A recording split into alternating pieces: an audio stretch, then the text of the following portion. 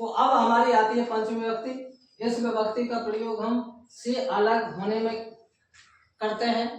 इसकी परिभाषा है कि इस विभक्ति का प्रयोग से अलग होने में किया जाता है, यानी कि कोई चीज या वस्तु किसी से अलग हो रही है तो जिससे अलग हो रही है उसमें हम पंचमी विभक्ति का प्रयोग करते हैं। उदाहरण जैसे वृक्षात पत्रम पतति, तो वृक्ष से पत्ता अलग हो रहा है, गिर रहा है, तो वृक्षात तो किससे गिर रहा है, वृक्ष से। वृक्ष से अलग हो रहा है तो वृक्ष में कौन सी विभक्ति का प्रयोग करेंगे, हम पंचमी विभक्ति का प्रयोग करेंगे। उपपद विभक्ति में देख लेते हैं, अगर ये शब्द आते हैं तो हम पंचमी विभक्ति का प्रयोग करते हैं। जैसे ऋते, और इसका अर्थ होता है बिना।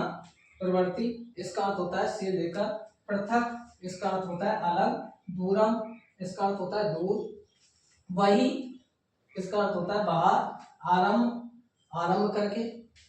अरात, इसका अर्थ होता है निकट। अनंतरम, इसका होता है बाद में। प्रमाद, उपेक्षा।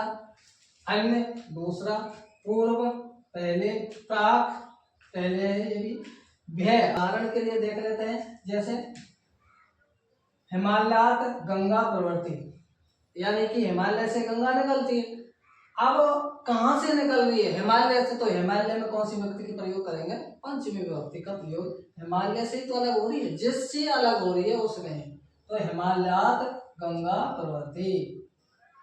बागरात विभेति, अब डर किससे लग रहा है, बाघ से, जो जिससे डर लग रहा है उसमें कौन सी विभक्ति का प्रयोग करेंगे, पंचमी विभक्ति। तो बागरात, इसलिए बाघ में कौन सी विभक्ति का प्रयोग किया है, पंचमी विभक्ति का, बागरात विभेति।